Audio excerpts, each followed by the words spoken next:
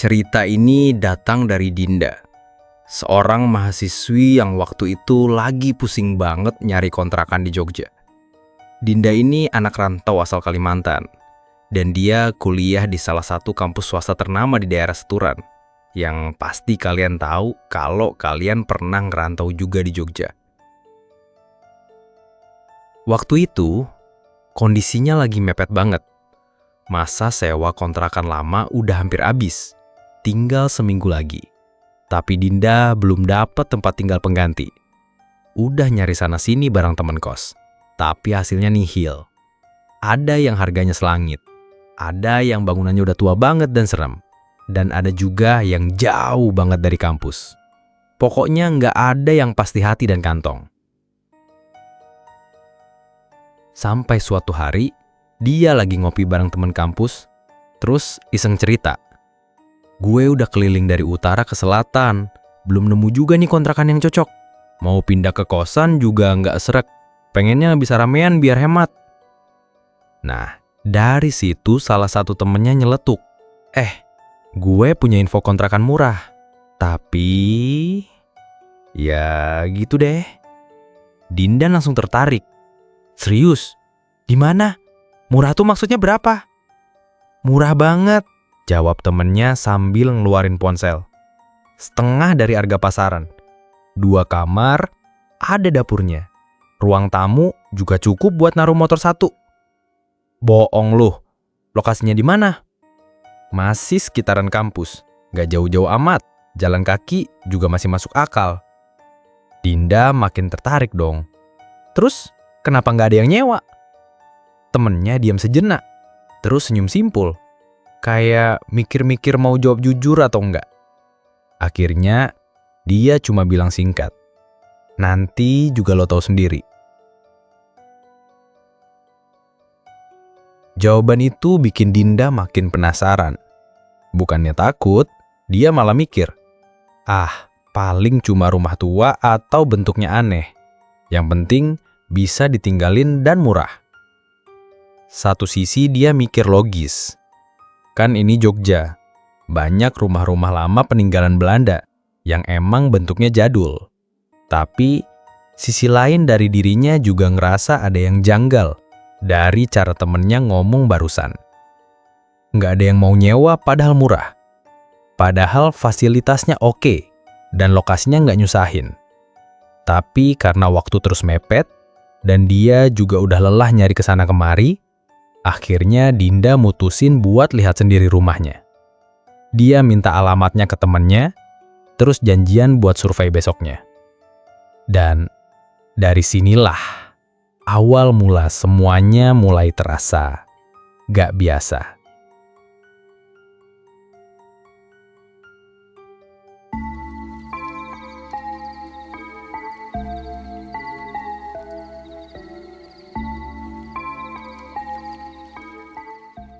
Pas Dinda survei ke lokasi, dia mulai ngerasa ada yang janggal. Dari luar, rumah itu sebenarnya gak terlalu besar, tapi juga gak bisa dibilang kecil.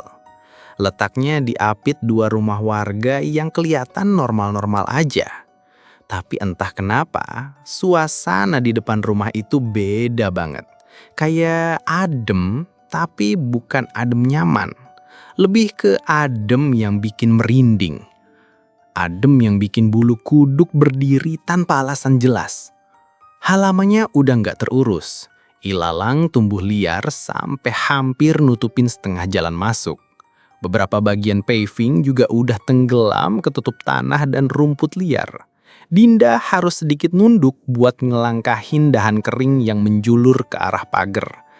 Cat tembok rumahnya pudar. Bahkan di beberapa sudut udah ngelupas parah. Kelihatan kayak bercak kulit mengelupas. Jendelanya semua tertutup tirai tebal berwarna gelap. Bahkan siang hari pun rumah itu kelihatan kayak nggak punya cahaya dari dalam. Hening, suram, dan nggak ada tanda-tanda kehidupan. Tak lama kemudian, pemilik rumah datang. Seorang ibu-ibu setengah baya berjilbab dengan raut wajah yang bisa dibilang kaku. Senyumnya nggak lepas, tapi juga nggak tulus. Lebih ke senyum formal yang dipaksakan. "Iya, ini rumahnya. Kalau mau langsung masuk, silahkan," kata si ibu sambil nyodorin kunci. Tangannya agak gemeter, tapi dia berusaha nutupin itu dengan cepat. "Tapi satu hal ya, jangan mindah-mindahin barang yang ada di kamar belakang." Dinda langsung ngeh karena nada suara si ibu tiba-tiba berubah. Tadi masih biasa aja, sekarang jadi lebih pelan dan serius. "Emang ada barang apa, Bu?" tanya Dinda penasaran. "Cuma lemari tua," jawab si ibu singkat. Tapi cara dia bilangnya tuh aneh. Matanya nggak mau ngelihat langsung ke arah rumah. Bibirnya gemeter sedikit. Tapi dia buru-buru nutup percakapan. "Pokoknya jangan dipindah ya. Sudah dari dulu memang begitu," lanjutnya sebelum pamit tanpa banyak basa-basi. Dinda sempat berdiri diem di depan pintu. Rasanya kayak dikasih peringatan tapi nggak jelas maksudnya apa. Rumah itu diem, hening. Tapi heningnya bukan hening kosong. Ada sesuatu di baliknya.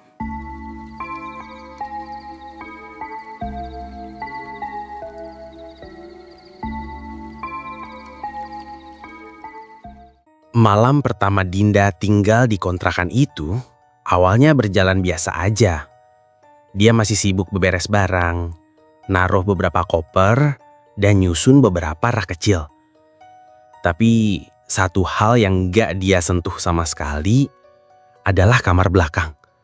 Kamar yang dibilang sama ibu pemilik rumah tadi siang, yang katanya gak boleh dipindah-pindah barang di dalamnya.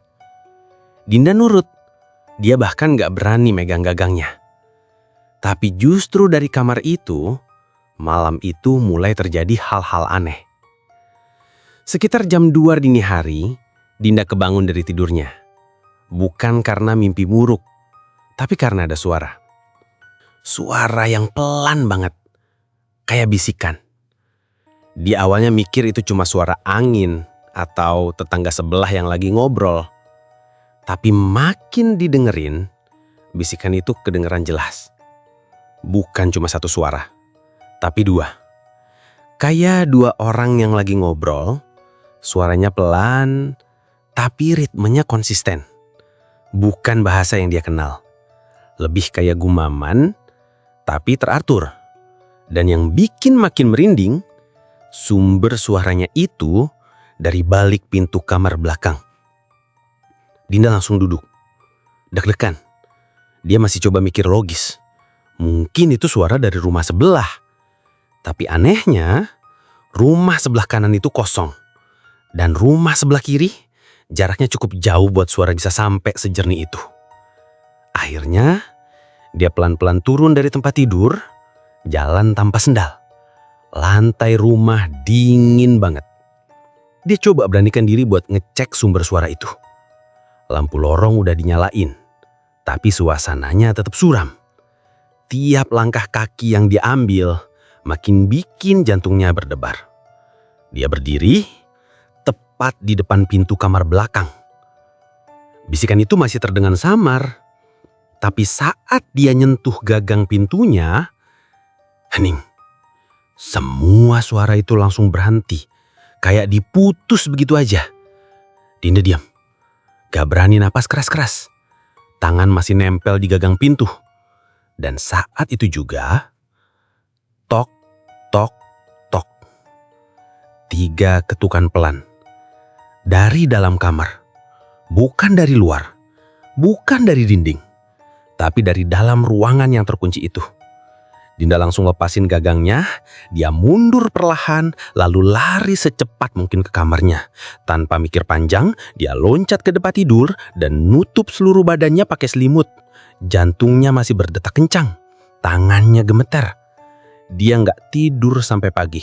Cuma bisa nahan nafas di balik selimut, berharap suara itu nggak muncul lagi.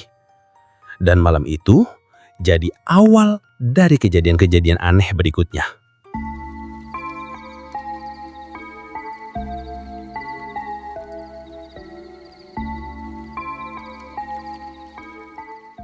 Hari-hari berikutnya makin aneh. Dinda mulai merasa kalau ada yang gak beres di rumah itu. Kejadian-kejadian kecil, tapi bikin bulu kuduk berdiri terus kejadian tiap malam. Beberapa kali, Dinda nemuin lemari baju di kamarnya kebuka sendiri. Awalnya dia mikir, mungkin lupa nutup.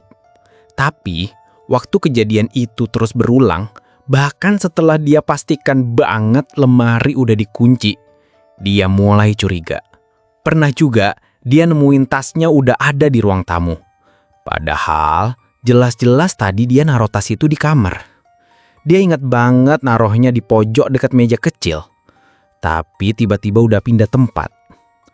Yang paling mengganggu, tiap malam selalu ada bau bunga melati yang kuat banget dari arah dapur. Baunya khas, wangi, tapi juga bikin merinding. Kayak wangi bunga yang biasa ada di acara pemakaman. Makin tengah malam, baunya makin menyengat. Sampai-sampai, Dinda harus nutup pintu kamar dan pakai masker karena gak tahan baunya. Dia sempat nyoba cari sumber baunya. Dia cek semua bagian dapur, rak, bawah meja, bahkan lubang ventilasi. Tapi gak pernah ketemu. Gak ada bunga, gak ada dupa, gak ada apapun yang bisa nyebabin bau kayak gitu. Setiap pagi, baunya tiba-tiba hilang. Seolah-olah gak pernah ada apa-apa semalam. Tapi Dinda tahu, sesuatu di rumah itu mulai menunjukkan dirinya secara perlahan.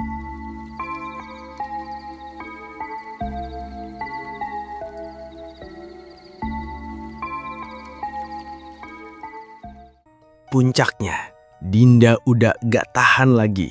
Rasa penasaran, takut, dan tekanan yang terus numpuk bikin dia akhirnya mutusin sesuatu yang dari dulu dia hindari. Suatu siang, dengan jantung yang berdebar keras, dia berdiri di depan pintu kamar belakang itu. Pintu yang selama ini selalu tertutup rapat dan entah kenapa terasa lebih dingin dari ruangan lain. Dia ambil napas dalam-dalam lalu putuskan buat buka. Pas pintu dibuka pelan-pelan, hawa lembab langsung keluar dari dalam ruangan. Bau apek dan tanah basah langsung menyengat hidung. Ruangan itu ternyata sempit, bahkan lebih kecil dari kamar mandi. Gak ada jendela, dindingnya kusam, lantainya dingin, dan pencahayaan alami hampir gak ada. Tapi, yang bikin bulu kuduk Dinda berdiri adalah sesuatu di pojok ruangan. Di sana ada altar kecil seperti meja kayu tua yang ditutup kain hitam. Di atasnya tersusun benda-benda yang langsung bikin suasana berubah jadi mencekam. Ada kendi tanah liat, beberapa foto orang yang udah pudar, bunga-bunga kering yang kelihatan udah lama banget, dan sisa-sisa lilin merah yang udah meleleh, nempel ke permukaan altar dan bahkan netes ke lantai. Dinda berdiri mematung, tapi matanya langsung tertuju ke sudut lain ruangan. Ada lemari kayu tua, berat, tapi yang bikin makin merinding, kunci lemari itu tergantung begitu aja di gagangnya, seolah sengaja ditinggalin, kayak ngundang orang buat buka. Perasaan Dinda campur aduk, tapi rasa penasarannya lebih besar dari rasa takut. Dengan tangan gemetar, dia ambil kunci itu dan memutar pelan. Lemarinya kebuka, dan isinya bikin napas Dinda tercekak. Ada jubah hitam panjang yang dilipat rapi, seolah baru dipakai beberapa hari lalu. Di bawahnya terselip sebuah buku tulis tebal, tapi bukan sembarang buku. Halamannya penuh tulisan Latin aneh dan simbol-simbol asing yang bikin kepala Dinda langsung pusing begitu lihat sekilas. Di samping buku itu, tersusun beberapa botol kaca kecil. Isinya cairan merah pekat seperti darah, tapi Dinda gak berani nyium atau nyentuh. Dia cuma berdiri di situ, kaku, sambil nahan napas dan berusaha nyerap semua yang dia lihat. Saat itu juga, Dinda sadar, rumah ini gak cuma sekedar bekas tempat tinggal biasa. Ada sesuatu yang jauh lebih kelam tersembunyi di balik dinding-dindingnya.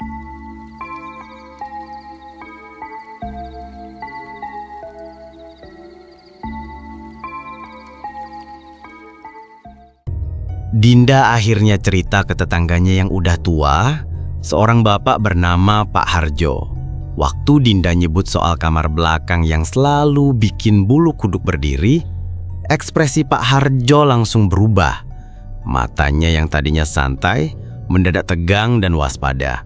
Tangannya yang lagi megang cangkil teh bahkan sampai sedikit gemetar. "Rumah itu, kamu ngontrak di rumah itu sendirian?" tanya Pak Harjo pelan. Dinda cuma bisa angguk. Bingung kenapa pertanyaan itu bikin hawa di sekitar mereka jadi berubah. Pak Harjo menarik nafas dalam, lalu bersandar ke kursi rotannya. "Dulu, rumah itu bekas tempat praktik seorang dukun," katanya lirih. Dinda langsung duduk tegak. "Dukun, Pak?" Pak Harjo mengangguk pelan. "Tapi bukan dukun biasa.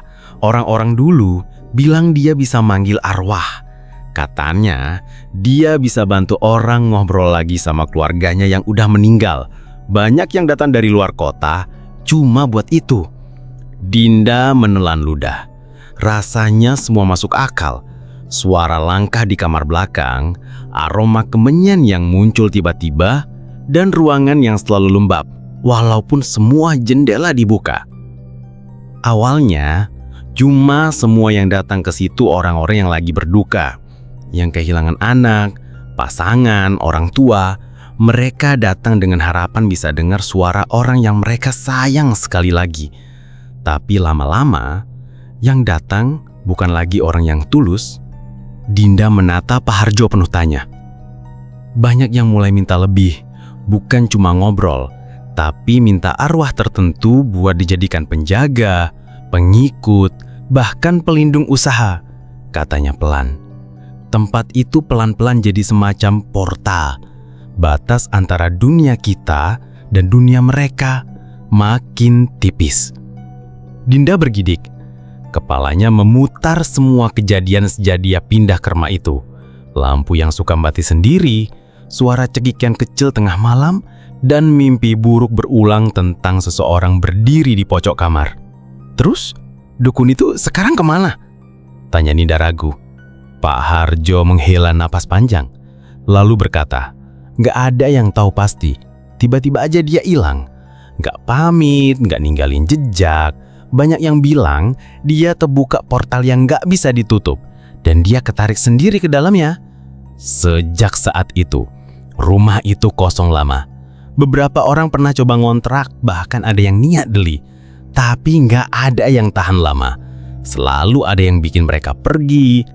Pak Harjo menatap langit lalu berkata, "Ada yang ngaku sering dengar suara orang berbisik dari kamar belakang. Padahal rumah itu kosong.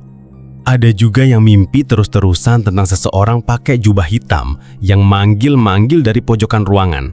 Bahkan ada yang kerasukan." "Serius, Pak?" Dinda membatin keras. "Serius, saya nggak niat nakut-nakutin kamu, Ndah. Tapi kamu harus tahu, tempat itu nggak netral. Masih ada sesuatu yang belum selesai di sana." Dinda mendadak teringat satu hal. Waktu pertama kali dia bersih-bersih rumah, dia nemu semacam altar kecil di pojokan kamar belakang. Ada kendi tua, bunga kering, dan beberapa foto yang kelihatan udah lusuh banget. Dia pikir itu cuma barang peninggalan orang dulu, tapi sekarang semuanya mulai nyambung. "Pak, kalau gitu saya harus gimana?" tanya Dinda dengan suara pelan. Pak Harjo terdiam cukup lama. Lalu dia menjawab, "Kalau kamu masih kuat, coba tutup kamar belakang itu. Jangan dibuka lagi. Jangan bersihin apapun yang ada di sana. Tapi kalau makin banyak gangguan, sebaiknya kamu pindah." Dinda nggak langsung jawab. Tapi dalam hatinya, dia mulai merasa keputusan buat tinggal di kontrakan itu adalah sebuah kesalahan besar. Beberapa hari setelah ngobrol sama Pak Harjo, gangguan makin intens. Malam-malam ada suara ketukan jari balik tembok, padahal sebelah rumah itu kosong. Pernah juga waktu Dinda lagi masak, gas tiba-tiba mati. Begitu dia nengok ke arah dapur, semua piring jatuh sendiri kayak ada yang sengaja nyenggol. Malam berikutnya, dia kebangun jam 3 pagi, dan pas matanya terbuka, dia lihat sosok bayangan duduk di ujung kasurnya. Gak jelas wajahnya, tapi tubuhnya membungkuk dan kayak bernafas berat. Dinda sampai gak bisa gerak. Dia cuma bisa baca doa dalam hati sampai akhirnya sosok itu menghilang perlahan. Dinda akhirnya nekat ke kamar belakang. Dia dorong pintunya pelan-pelan. Begitu masuk, hawa lembab langsung nyambut dari dalam. Di pojok ruangan, altar itu masih ada. Tapi kali ini ada tambahan. Ada boneka kecil, matanya bolong, bajunya sobek, dan di bawah boneka itu ada tulisan kecil di kertas kuning. Jangan ganggu, sudah dikunci. Dinda mundur pelan-pelan dan langsung tutup pintu. Sejak malam itu, dia tidur di ruang tamu dan selalu nyalain lampu. Tapi gangguan gak berhenti. Bahkan, dia mulai dengar suara orang manggil namanya dari arah kamar belakang. Suara pelan, tapi jelas banget. Din, Din. Dinda akhirnya mutusin buat tinggal beberapa hari di tempat temannya. Tapi anehnya, gangguan itu ngikut. Dia sempat mimpi tempat tidur temannya berubah jadi kasur rumah kontrakan. Dan suara dari kamar belakang tetap terdengar. Pak Harjo yang dengar kabar itu langsung bilang satu hal. Kalau udah sampai di titik itu, berarti bukan kamu yang tinggal di rumah itu, tapi rumah itu yang udah tinggal di kamu. Dinda akhirnya balik ke rumah cuma buat ambil barang. Dia nggak masuk ke kamar belakang lagi, cuma lewat sambil jantungnya deg-degan. Tapi begitu keluar, dia sempet nengok sekali lagi. Dan dia lihat jendela kamar belakang terbuka sedikit. Padahal dia yakin udah nguji semuanya. Sejak hari itu, dia nggak pernah balik ke rumah itu lagi. Kontrakan itu kosong seperti biasanya. Tapi tiap kali dia lewat depan rumah itu, dia ngerasa ada yang ngeliatin dari balik tirai. Bukan Dinda yang ninggalin rumah itu, tapi rumah itu yang belum ngelepasin Dinda.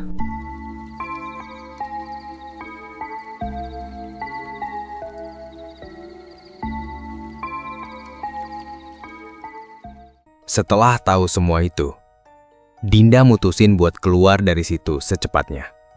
Dia udah nggak kuat lagi tinggal di rumah itu. Apalagi setelah nemuin semua benda-benda aneh di kamar belakang. Setiap malam, dia selalu tidur dengan lampu menyala. TV dibiarkan hidup biar suasananya gak terlalu hening. Tapi tetap aja, perasaan was-was itu nggak pernah hilang. Sebelum benar-benar angkat kaki, Dinda sempat video call ibunya. Wajahnya pucat, suaranya gemetar.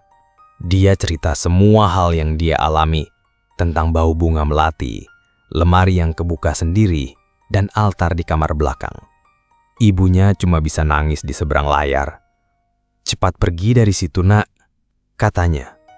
Waktu itu, HP-nya ditaruh di atas meja. Kamera depan masih nyala. Panggilan video masih berlangsung. Dinda sempat meninggalkan meja sebentar buat ambil minum. Lalu balik lagi dan nutup panggilan. Tapi yang bikin jantungnya hampir copot, waktu dia iseng cek rekaman video call itu di galeri. Pas bagian dia ngomong soal kamar belakang, ada sesuatu yang aneh. Dari pantulan kaca jendela di belakangnya, terlihat sekilas bayangan hitam berdiri diam. Gak bergerak, cuma berdiri. Dinda langsung freeze. Dia ulang rekamannya pelan-pelan, detik demi detik. Dan benar, bayangan itu muncul tepat di belakangnya. Gak jelas bentuknya, tapi terlihat tinggi, seperti sosok manusia. Gelap, tanpa wajah, tanpa suara. Yang bikin tambah merinding, dia ingat jelas saat video call itu berlangsung, dia yakin banget lagi sendirian di rumah. Semua pintu dikunci, gak ada orang lain. Napasnya tercekak. Dia langsung matiin HP, ambil tas dan keluar dari rumah itu. Gak peduli siang bolong, gak peduli belum packing lengkap. Dia cuma pengen pergi sejauh mungkin dari tempat itu. Waktu kunci pintu pagar terakhir kali, dia sempat ngengok ke dalam. Dan dia lihat jendela kamar belakang terbuka sedikit. Gorden bergoyang pelan, padahal gak ada angin. Di sela gorden itu, dia sempat lihat sesuatu. Bukan bayangan, tapi sepasang mata. Mata yang ngeliatin dia dari dalam kegelapan. Malamnya, Dinda nginap di rumah sepupunya. Dia nggak cerita banyak. Cuma bilang kontrakannya ganggu dan dia trauma. Tapi beberapa hari kemudian, sepupunya bilang sesuatu yang bikin Dinda kembali merinding.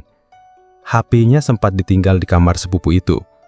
Dan malam itu, sepupunya yang kebetulan belum tidur, dengar suara dari HP Dinda. Suara cewek. Tapi bukan suara Dinda. Kenapa kamu tinggalin aku sendirian? Itu kata-katanya. Pelan, tapi jelas banget. Sejak saat itu, Dinda mutusin buat ganti nomor dan ganti HP. Dia nggak pernah kembali ke rumah itu lagi. Semua barangnya dibiarkan begitu saja. Bahkan baju dan dokumen penting dia relakan.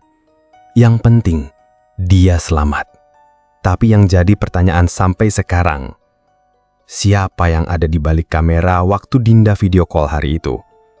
Dan siapa yang masih tinggal di rumah itu sekarang? Apakah sosok itu masih nunggu seseorang buat temani dia di kamar belakang itu?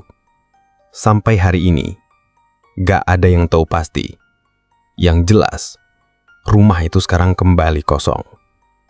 Dan malam hari, kadang masih tercium bau bunga melati dari balik pagar rumah itu.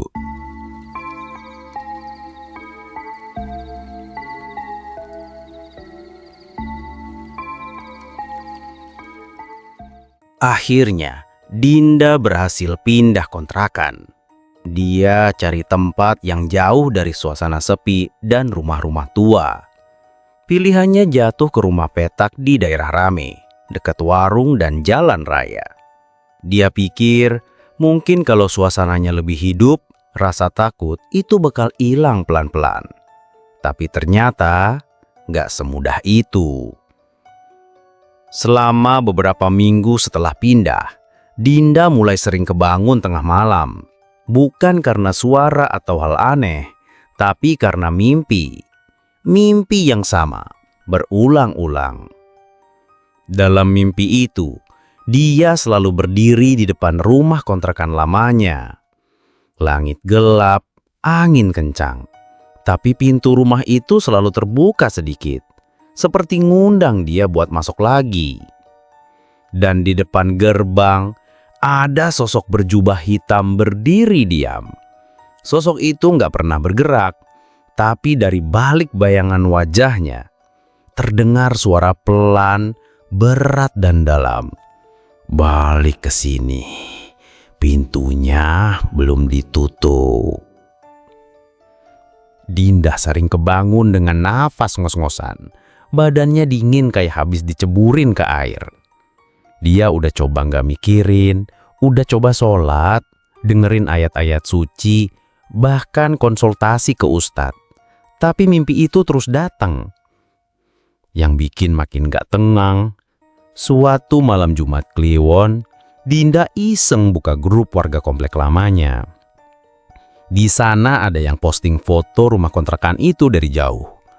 Ada komentar dari salah satu tetangga yang bilang, "Kok lampunya nyala ya? Padahal udah kosong."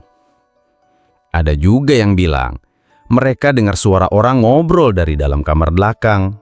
Padahal nggak ada orang yang tinggal di sana lagi. Warga udah berkali-kali lapor ke RT.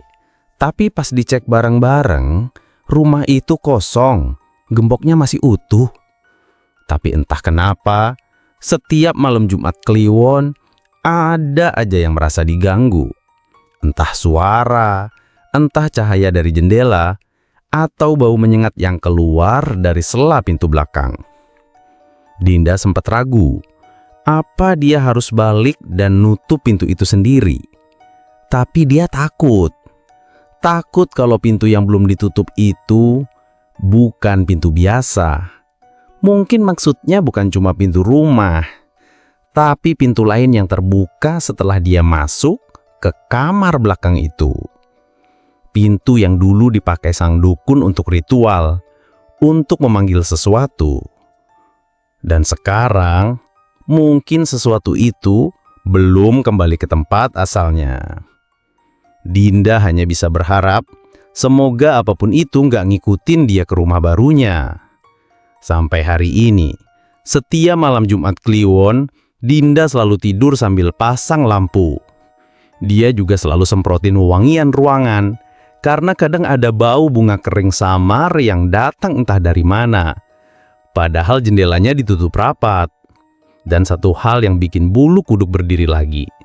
Beberapa hari lalu, dia buka galeri HP-nya. Mau hapus foto-foto lama biar nggak penuh. Tapi dia nemu satu video aneh. Video itu rekaman dari malam sebelum dia pindah.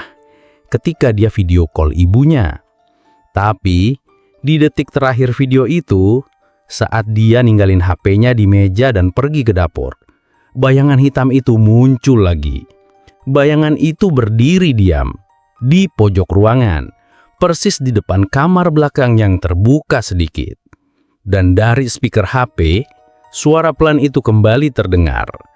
Pintunya belum ditutup. Kalau lo sendiri, berani ngontrak di rumah kayak gitu? Kalau lo punya cerita horor yang gak kalah serem, langsung aja kirim ke email di deskripsi. Cerita lo bisa banget jadi konten gua selanjutnya. Dan jangan lupa like video ini, subscribe channel ini, dan nyalain loncengnya biar nggak ketinggalan cerita-cerita horor lokal yang dijamin bikin merinding.